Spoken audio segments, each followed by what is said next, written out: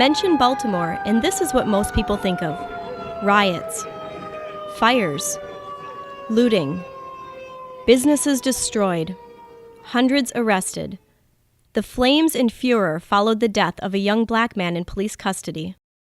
But here's a very different view of Baltimore: volunteers of many backgrounds working together for the common good. Fewer people are aware of Baltimore's reputation for helpfulness and charity, something that's developed over almost 200 years. Here at the Real Food Farm, in a giant plastic-covered greenhouse, volunteers are transplanting and pruning strawberries, learning to farm and growing food for city people who never get enough fruits and vegetables to eat.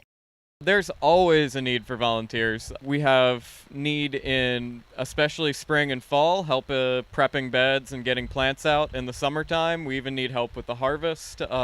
And in the winter, we need help fixing everything that we broke all year. Many volunteers are students. I'm mostly here just because I love farming.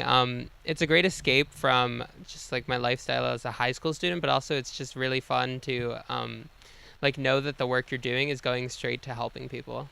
It's definitely fulfilling, and it makes you realize how fortunate you are living where you live and how you live in comparison to other people who don't have what you have. This day's volunteers include a mother and daughter.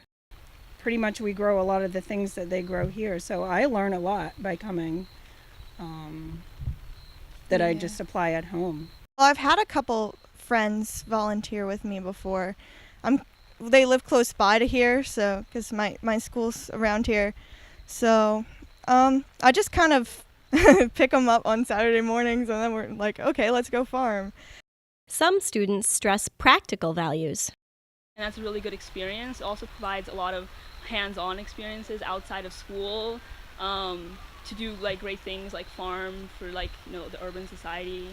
And I believe in a way that it also helps us kind of prepare for college, because we are individuals and we are independent, doing something on our own.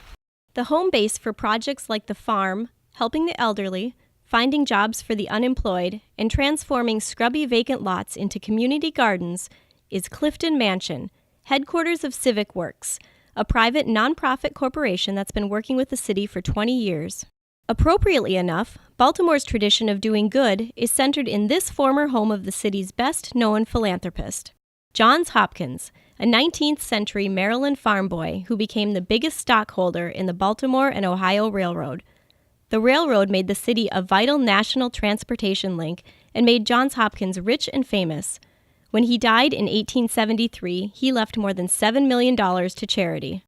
At the time he gave the money, the $7 million was the largest single philanthropic gift in American history to that date.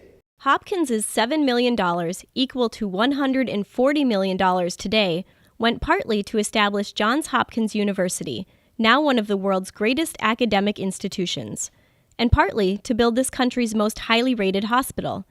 Johns Hopkins Hospital and Medical School have led the way in modern American medicine. George Peabody, a visionary 19th century banker, established Baltimore's philanthropic tradition of community uplift. His gift of $1.5 million created the Peabody Institute, which includes a famous music school, art gallery, library, and concert hall. Enoch Pratt, a hardware multimillionaire, brought the city its revolutionary free library, where poor blacks as well as rich whites could borrow books for nothing. It remains the city's main library system. Baltimore's other leading 19th century philanthropists include a father and son, William and Henry Walters. William bought European art. Henry bought even more and built the Walters Art Museum.